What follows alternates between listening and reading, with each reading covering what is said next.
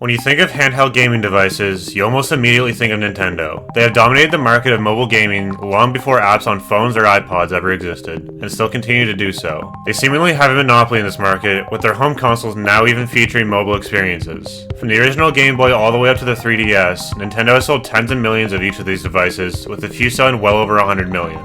With so much success, why hasn't there been much competition in this space? Are other companies just scared to try and enter a market that has been so heavily dominated for several decades? Well, no, not really.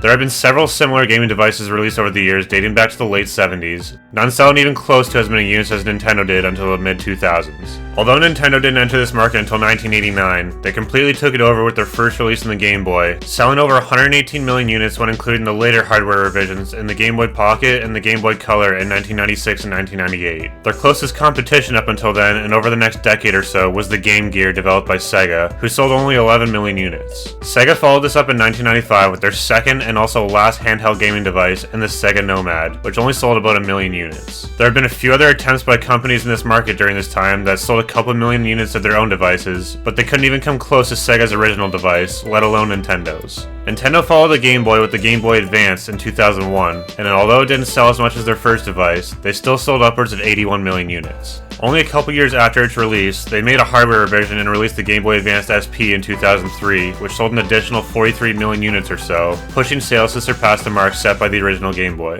Nintendo then released another new device just a year later in 2004, which was the Nintendo DS. Here's where they finally see a bit of competition in this market. Sony released their first handheld gaming device, the PlayStation Portable, or PSP, also in 2004. They appeared to knock it out of the park on their first try, selling around 80 million units. This thing seemed to do it all at the time of release. It was compatible with PlayStation consoles, it had the best handheld graphics at the time, it had a massive library of games, and it even had a music and video player. It was also very easy to jailbreak, which was a huge pro for a lot of people. They probably could have sold even more units with better timing on the release, because by releasing the PSP around the same time as the DS, they were competing with what is now the second highest selling game console of all time, right behind the PS2. Even with the DS over doubling the sales of the PSP, we're finally seeing some competition in the market at this time. By seeing what works with each company's console, we're sure to see a close and fierce battle for the next release of Sony and Nintendo's handheld consoles, right?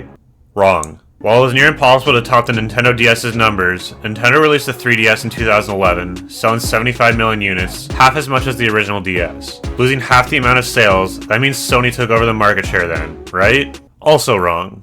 They released the PlayStation Vita and only sold a fifth of what the PSP did, selling 16 million units. A big factor for this is that Sony didn't have much support with the Vita, as most of their focus was on the PlayStation 4. This saw Nintendo regain sole control of the handheld market, as Sony hasn't released another handheld console since the Vita. With Nintendo seeing how much they dominate in the portable landscape, in 2017 they released their newest console, the Nintendo Switch, as a hybrid console that has the ability to turn into a handheld device. This is a bit of a gray area since it's a hybrid console, but the portability very well may have contributed to its success. It is currently the third highest selling console of all time with over 141 million units sold, so I do believe it is worth mentioning here. But why can't anyone dethrone Nintendo from the handheld market? A large consensus is that they don't compete with hardware, they compete with IPs. With their exclusive content, Nintendo holds a lot of power with their titles, including Mario, Zelda, Pokemon, and Super Smash Bros. Most of these titles have been popular since the time of the original Game Boy, so there weren't many other options to play these games other than Nintendo consoles. However, with today's emulation capabilities,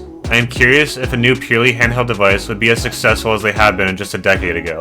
But that brings me to the new players in the market, the Steam Deck and the Asus ROG Ally. There are currently no up-to-date sales numbers for both of these. The information that is out there, however, is that the Steam Deck has sold around 3 million units as of 2023. Meanwhile, the ROG Ally came out in 2023, with the only sales numbers I found being that they sold around 500,000 units in their first 2 months. These are both essentially portable PCs with the capabilities to play almost any PC game with at least 30 FPS. These are respectable numbers for the handheld market, especially considering the high price point that both consoles have and a short amount of time that they have been available. Both also reportedly have a successor coming out as kind of a hardware upgrade, so each of their sales must be a lot higher than what we currently know about them. Their price point isn't even that favorable either, ranging from $400 to $650 for the Steam Deck and $700 for the ROG Ally. There are many out there that are also considering using these devices to replace their desktop PCs, so I think that this could really challenge Nintendo in the handheld market as this trend catches on. After all, it is a hell of a lot cheaper to buy one of these rather than investing in a new gaming PC.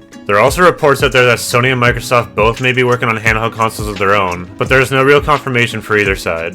Another thing to look at is mobile gaming on phones and tablets as well. Although these aren't considered gaming consoles, more people on average all over the world appear to be playing games on mobile devices rather than PC or consoles. They also account for approximately 51% of all gaming revenue today. I am not sure whether these statistics are strictly for phones and tablets or all mobile gaming devices like the ones we've talked about, but based on this article, it appears that these numbers are just from phones and tablets alone. Since Apple's App Store came out in 2008 and introduced a variety of apps that could be readily installed and played, there have been heavy advancements in what can be played on a mobile device. This growing competition also makes it harder for newcomers to enter the market, which may be why companies have been staying away from it for so long. The handheld gaming market appears to be heating up, and Nintendo may be facing some of the toughest competition they've had in a very long time. Do you think portable PCs will start to take over? Do you believe in what Sony or Microsoft may soon produce? Or do you think Nintendo will remain comfortably on top of this market? It's certainly an exciting competition to watch, but only time will tell who will take the throne. Let me know what you think in the comments, and please help me out by liking and subscribing. Thank you for watching, and until next time,